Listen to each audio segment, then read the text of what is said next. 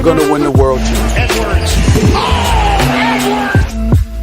They are advancing to the Western Conference Finals for the first time in 20 years. Oh, it's on, ladies and gentlemen. Oh, yeah, baby. Welcome in the Wolves After Dark. Timberwolves lose 108-105 to the Suns again.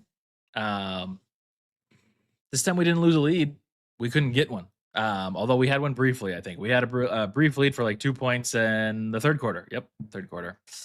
If you're new here, if you're not new here, like the stream. If we get to 50 likes, we'll do a giveaway for merch. And subscribe to the channel if you haven't already. But we've got a lot of comments to get to right off the bat. And first off, yes, I am back from my excursion with Ashwin. That was very fun. Thank you for letting us have the day off.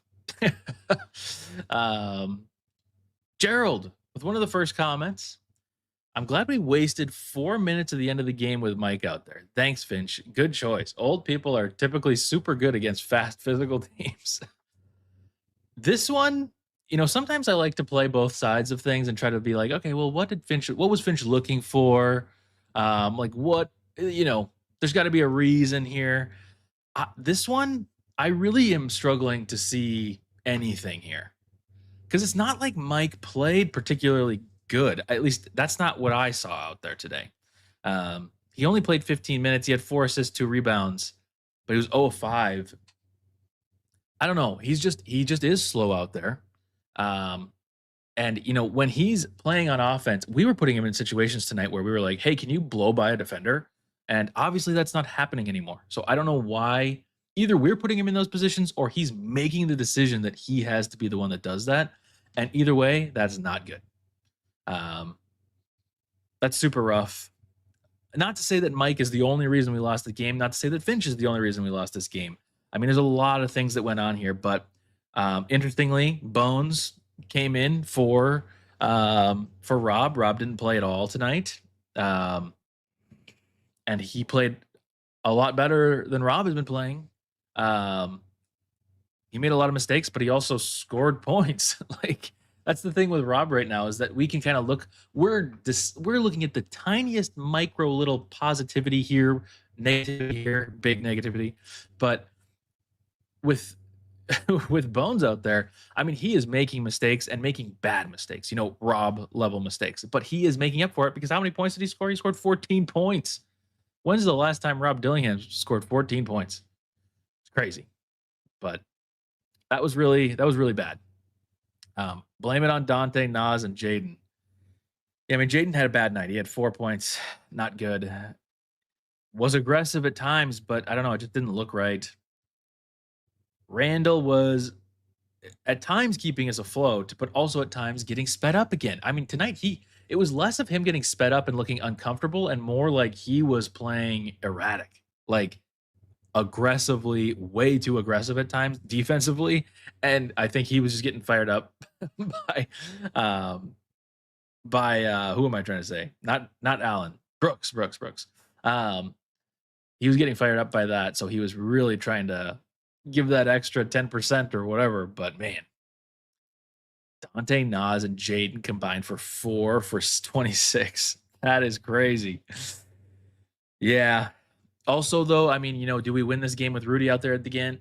I don't know. I mean, we had multiple times early in the fourth where it was like people are just blowing by. And that's the other problem is that, you know, when Rudy's not out there, Randall and Nas become liabilities, you know, because I know we throw Randall and Nas lineups out there. Like I get that without Rudy, but there's just moments in that fourth quarter where I was like, yeah, if we had a rim protector right now, that would be super helpful. But it's just like we don't know how to be a team without Rudy. But this was not any one particular, like, again, this was not just on one person. This was a lot of things going on. Really, the only people that you can say did well, Ant obviously played really well, shot really well. I thought he played with good intensity all night. Randall had moments, but honestly, Randall was pretty out of control a lot. But I mean, again, he was keeping us afloat at times. Rudy played well, but gets ejected. Crazy. And Bones. I mean, those four probably are like the only positives. I mean, we'll get to the tier list here in a second, but man, super frustrating game. I guess we're just back to losing against the Suns. That sucks.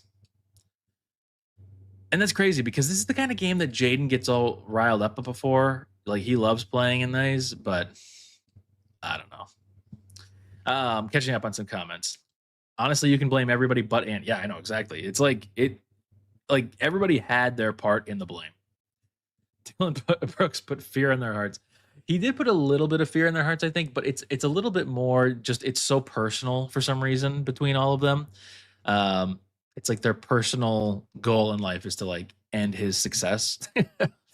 But yeah, you suck, and you're cool. I mean, Charlie Barley, that is basically where we are. Kyrie time. Holy cow. Yeah, guys, I still don't know. Isn't he going to be out forever?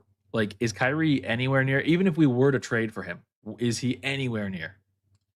Julius Randle can't hang against teams with elite ball pressure. 100%. Noah, you have watched this show, so I say that all the time. It's the same as OKC in the playoffs last year. Any team, they just speed him up, and it's like he can't. I mean, there were so many times he didn't actually. How many turnovers did he have tonight? He only had 3 turnovers, but there were those moments where he gets doubled or somebody's kind of coming around, and he just like pounded the ball way back up, and it was like he corralled it, but it was uncomfortable. But yeah. Julius Randle play style hurts them in the clutch. That's true. It's bad.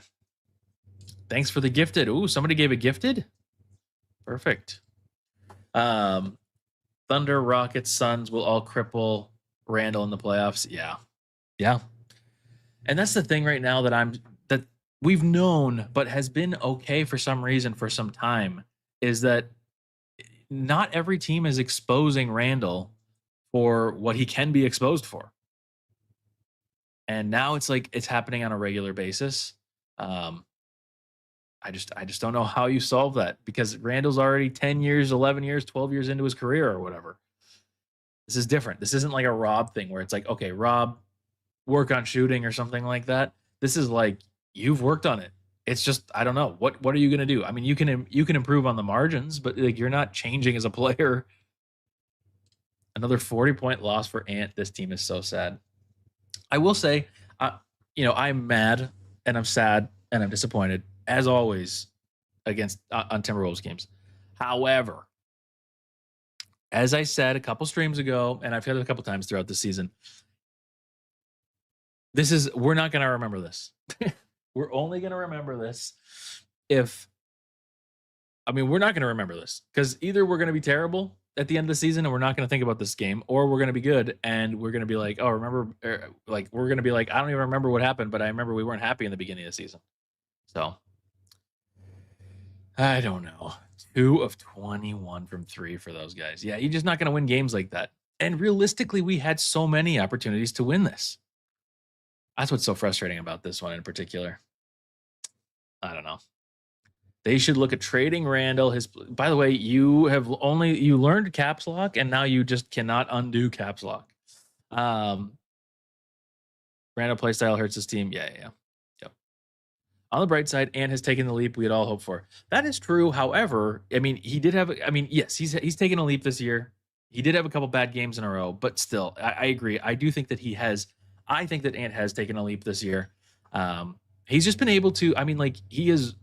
Not that he wasn't doing this last year, but more frequently, he is able to just turn it on when the team needs it. I mean, he's always on, but like, well, that's not necessarily true, but like, just like he's been able to turn it on more often. So, and obviously 40 points tonight. That's incredible.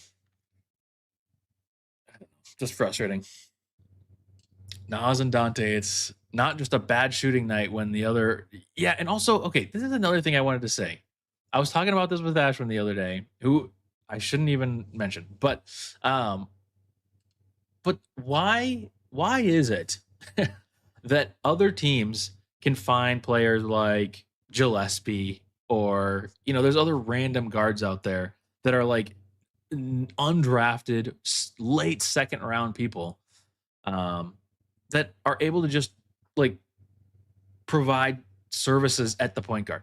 And we have to trade assets to move up in the first round for a point guard who's 4 years away from being 4 years away. It just is. How is that possible? How do we sign up for the undrafted random white guy point guard?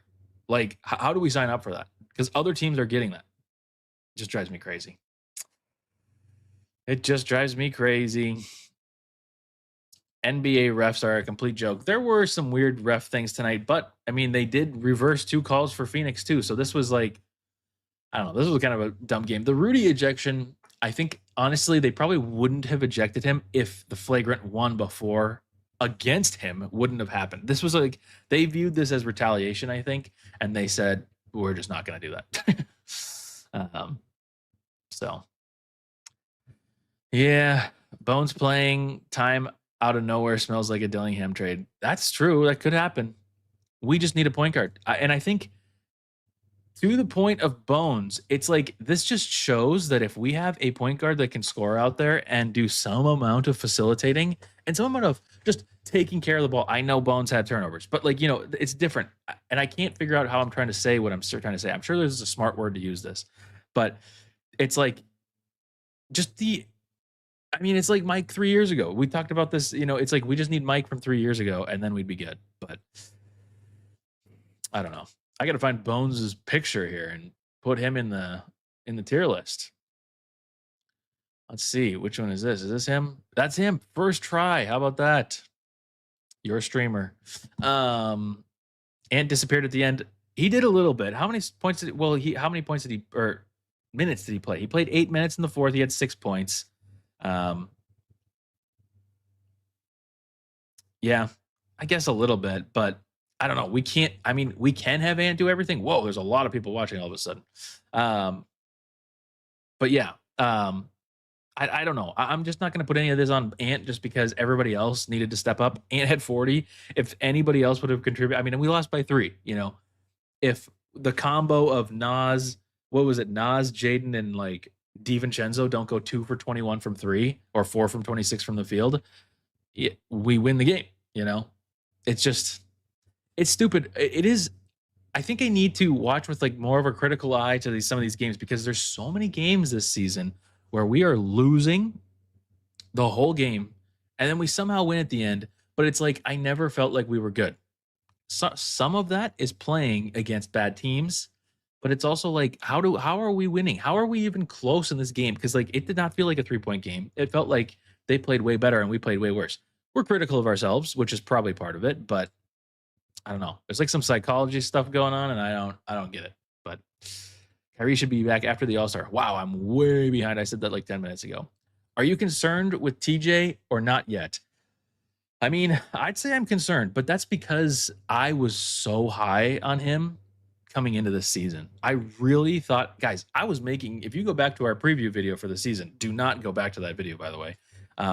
I was not predicting, well, maybe I was, I don't remember, but I was saying, I was using his name in like most improved or like 6th man of the year conversations because I just thought he had that potential. I mean, tonight was a bad night. He's just had way more bad nights. Again, coming from somebody who had really, probably unrealistically high expectations for him coming in this season. If I step back and don't think of him as like a most improved player,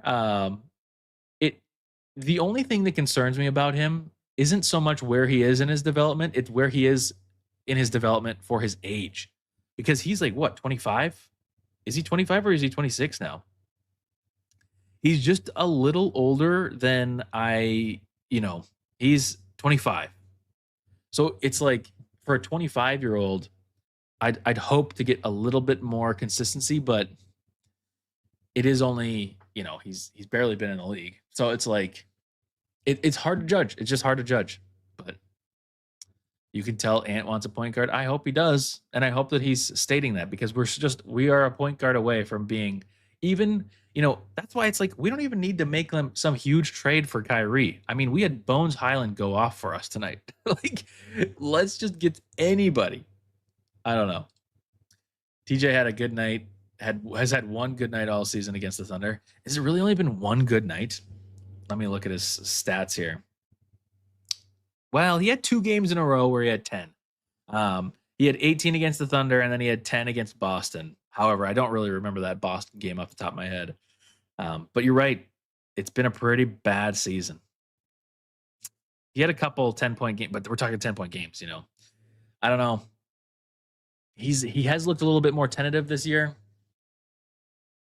I'm trying not to be too hard on the young guys, even Rob, even though I know I said Rob was 4 years away from being 4 years away. But like I'm trying to be, especially with Rob, but even to a degree with TJ, it's like, I mean, they just need time. You need time to develop in a system. The only thing that concerns me more about TJ is that like we've seen flashes from TJ last year. Surprisingly enough, mostly against OKC, but like it's just we haven't seen that yet this year, and we're already a quarter of the way through the season, or close to a quarter of the way. So TJ has no right hand and might be the team's worst. I don't know if he's a team's worst defender, but he does not have a right hand. That is true. And any team can take that away in a heartbeat. So I don't think it's so crazy, though, for like your 7th or 8th man to have like a kind of major flaw to their game. But still, I don't know. It's so far along in his life, not so much his career, but like age-wise, it's like that's what's concerning. So what would you have said if the Wolves didn't have Ant? In regards to what? Rob hasn't had double digits all year. I don't know what you mean, Capo. What would I say if the Wolves didn't have Ant? Like, like in regards to TJ? Well, I'd have a totally different mindset. I'd have the mindset of 10 years ago where I didn't care about wins. All I cared about was fun. And I'd just be waiting for, I'd be disappointed that he hadn't dunked. You know? Like, I just want to dunk. So, yeah. I miss Nah so much it hurts. This is so funny. I can't. It's so bad. 100% agree, Nicole. Oh my gosh. What is happening? It's too late. You're on there now. Yo, what's good? It's your boy. Nice. I'm just kidding. I can't stay long. I just want to wish our boy to the left, Cameron, a happy birthday.